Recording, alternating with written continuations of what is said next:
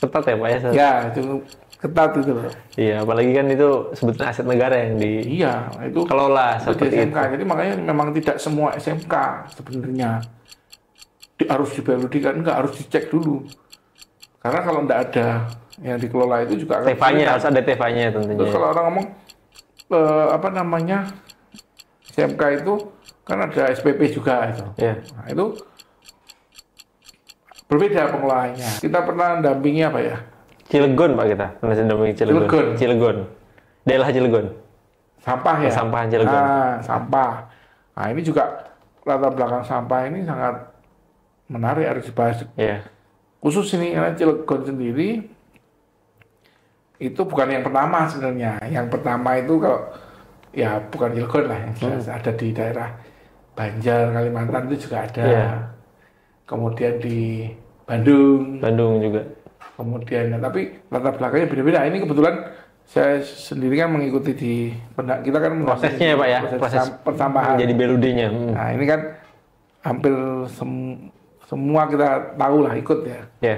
Saat ini kan yang lagi berproses itu ada Cimahi, ada Karawang, Bekasi, kalau nggak salah. Bekasi, Gianyar juga ya, Gianyar dan lain sebagainya. Ya, sebenarnya di seluruh Indonesia, karena ya tahu sendiri DIY aja kita sedang darurat sampah. Iya betul.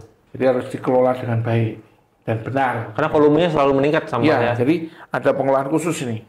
Nah, jadi sehingga perlu apa namanya cara khusus Untuk penanganan sampah. penanganan sampah. Dan tentunya BLUD membantu Nah, ini untuk proses itu ya Pak ya. Saya sedikit ya, pengelolaan sampah ini kan harus diolah. Diolah jadi apa? Karena ya saya belajar nih, baru belajar nih kita belajar. Jadi yang namanya sampah itu kan harus diolah, bukan dirubah wujud doang. Iya. Kalau dirubah wujud doang itu belum mengatasi masalah seluruhan. Jadi harus dirubah. Ya tanda kutip itu kayak ya gimana caranya ini musnah, ya kan? Iya. Nah makanya musnah itu paling gampang kalau kita dibakar. Nah, tapi kan ya kita bakar di rumah tangga, polusi dan sebagainya, menimbulkan masalah baru. Nah, makanya Betul. gimana ini? Nah ini yang menarik di Cilegon itu dia kerjasama lah sama ya ada kerjasama dengan mana itu daerah apa Indonesia Power lah. Iya. Jadi intinya ini yang sampah itu ya organik lah ya, dibakar. Ya, pokoknya intinya dirubah terus dibakar di tungkunya untuk jadi listrik gitulah. Sama kayak Singapura sebenarnya. Konsepnya dari Singapura. Kalau Singapura kecil kan, cuman sak DIY itu aja. Jadi dibawa situ semua sampahnya, diolah, dibakar. Pembakarannya jadi energi listrik. Jadi listrik. Ya Dari sampah jadi listrik betul, ya Pak ya. Di Singapura kan kayak gitu. Waduh. Ya, setahu saya kalau salah ya mohon maaf. Tapi saya baca gitu. Jadi diolah. Singapura kan kecil, jadi semua dipul sini, pluk, terus dibakar. Jadi pembangkit listrik. Nah, itu kan yang dilakukan Cilegon. Betul, yang dilakukan Pembangkit listriknya punyanya Indonesia Power. Indonesia Power. PLN lah, PLN loh.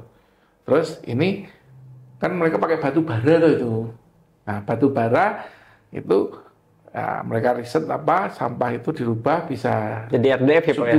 Substitusi. Ya, Jadi ya, substitusi. itu namanya RDF. Saya belum masih belajar nih RDF itu apa. Nanti pokoknya intinya dibakar gitu aja lah. Jadi substitusi batu bara gitu. Betul, jadi mengurangi batu bara. Mengurangi batu bara. Dan yang jelas itu Mengatasi persampahan. sampah Masalah saya sampah habis gitu loh. Wah iya, luar biasa. Bukan jualan batu baranya menggantikan, tapi solusi sampah habis. Nah, tapi kan Indonesia luas banget toh. Iya. Indonesia itu luas loh Mas.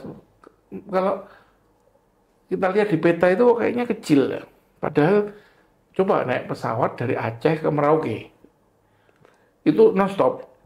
Mau kita naik pesawat dari Jogja ke Jayapura aja itu berapa jam? Saya dari Jogja ke Ternate, Jakarta Ternate 4 jam. Kalau ke Papua, Patale dari Jakarta ya, Jakarta ke Papua itu 7 jam. Nah, kalau dari Sabang ke Merauke, bisa lebih dari 10. Bisa lebih dari 10. Itu kan luas banget Indonesia itu sebenarnya. Luas banget. Tapi di peta itu nggak tahu kenapa kok kelihatan kecil gitu. Karena mungkin nggak di zoom aja, kalau kita yang lihat dari atas luar biasa. Kalau nggak ada sampah ya nggak bisa satu terus dipul semua ke Cilegonnya ya bawa ininya ya ongkirnya mahal banget. Mahal di di ongkirnya mahal di ongkir. Lebih mahal di ongkir ya misalnya yang ngolah sampah nggak usah jauh-jauh ya Jakarta bawa ke Cilegon kan lumayan itu bawanya. Nah, terus belum yang di pulau-pulau lain Jogja ini mau dibawa ke sana ya kan. Makanya diminta setiap daerah mengolah sampahnya sendiri-sendiri.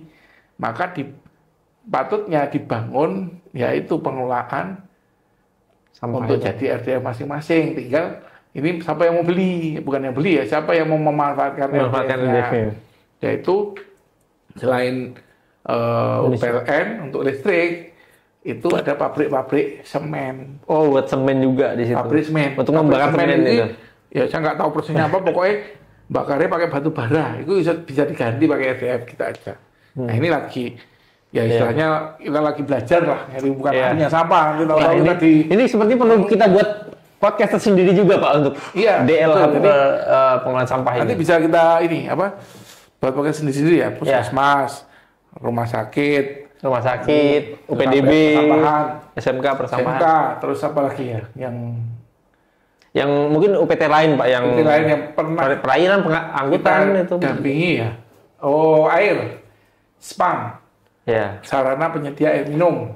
Terus apa lagi ya? Dulu kita pernah dampingi BIB ya itu. BIB ya, inseminasi buatan itu. Ya. Untuk perikanan pernah. Perikanan pernah juga. Nah ini kita lagi dampingi kawasan konservasi. Wah ini menarik ya. Lebih menarik lagi ya. Mungkin pembahasannya di episode berikutnya Pak. Ya, biar nanti lebih.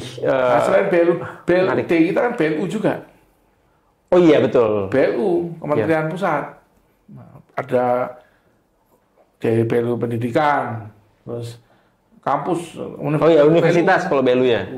Universitas. Jadi mungkin next bisa kita bikin ketemu lagi, kita bahas satu-satu puskesmas, rumah sakit, UPDB ya, kita bikin seri-seri khusus. Ini khusus puskesmas, apa yang kita bahas mungkin kendala dan tantangan.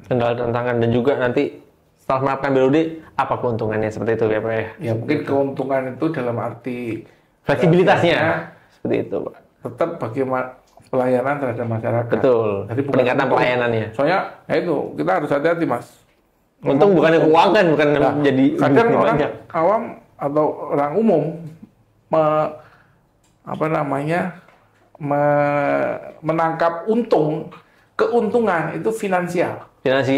Nah, padahal yang namanya keuntungan itu peningkatan pelayanan, ada finansial dan ada non finansial. Betul. Non finansial itu apa? Ya kesehatan, pelayanan, kebahagiaan, menjalankan tugas dan fungsi dan seterusnya. Nah, itulah keuntungan. Jadi bukan hanya finansial, justru lebih ke pelayanannya. Non finansial. Bagaimana nanti kita jadwalkan lagi. Ya ini memang kalau akhir tahun gini agak padat.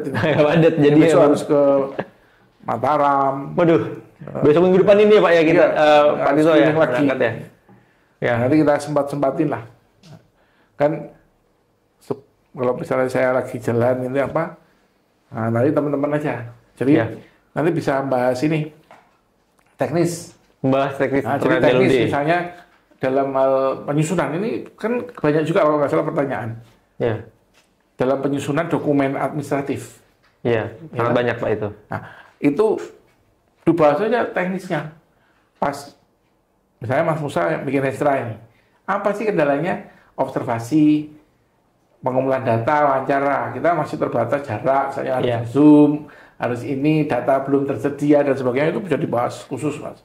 Jadi penyusunan dokumen, teknis-teknisnya. Nanti bisa memperkaya ya, Pak, ya? podcast kita. Ya kita inilah, udah saatnya mungkin kita harus bukan buka rahasia ya, tapi lebih banyak sharing pada sobat BLUD Pak ya. Sobat BLUD karena ya semakin banyak yang bisa memahami, kita nggak usah khawatir istilahnya kita nanti takutnya, nanti kalau semua udah bisa BLUD terus kita nggak jadi pendamping lagi, ini nggak laku, ya.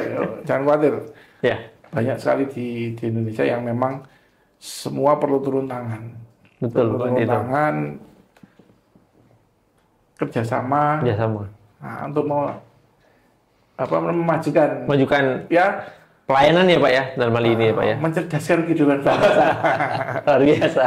Jadi kita harus sharing, ini udah saatnya kita sharing ke semua ini, karena ya memang kita dari awal memang bentuk 2012 ya memang orang-orang ya istilahnya menyebut saya pakar itu ya mungkin bukan yang paling ngerti, tetapi 12 tahun yang hampir seluruh Indonesia pernah mendampingi, jadi istilahnya kepakaran di situ kan ya subjektif lah.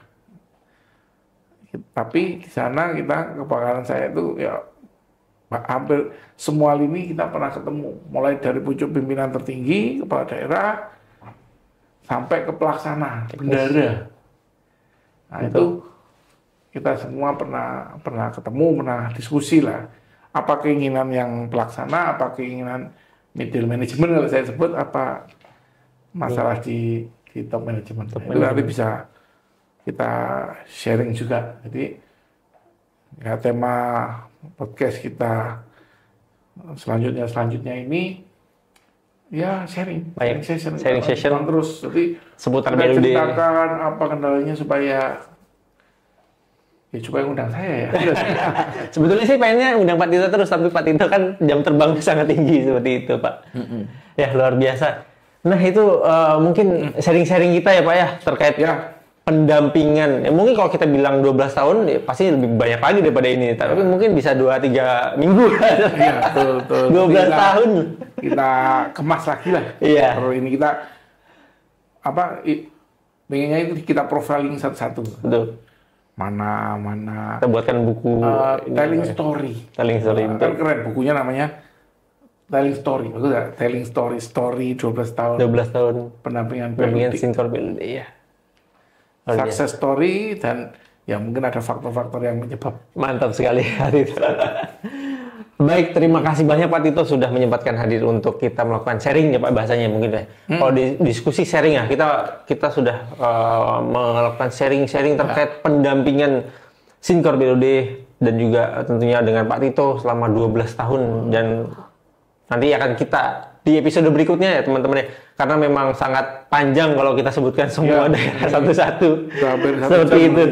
Ya, terima kasih kepada Sobat BLUD yang sudah setia untuk terus ikut podcast kita ya Pak ya, diskusi BLUD. Jangan lupa untuk follow Instagram kita di sinkor.blud, kemudian juga kunjungi website resmi kita di blud.co.id. Nah nanti teman Sobat BLUD bisa konsultasi seputar apapun BLUD, karena di situ nanti ada nomor konsultan kita ya Pak ya di situ. Jadi bisa. Boleh, nanti kadang kan dari nomor konsultan itu sampai bisa tanya ke saya. Ya seperti itu. Jadi nanti kita juga ketika nanti ada pertanyaan-pertanyaan yang bersifat strategis gitu ya Pak ya, nanti bisa kita koordinasikan dengan Pak Tito seperti itu sebagai pakar BLUD. Nah mungkin itu saja Pak Tito. Terima kasih banyak. Ikuti terus podcast kita, Sobat BLUD. Nanti kita akan membahas yang tadi ya Pak ya, ada puskesmas, rumah sakit, dan lain sebagainya. Seperti itu Pak Tito. Oke. Ya, sampai jumpa. Terima kasih Sobat BLUD. Bye-bye.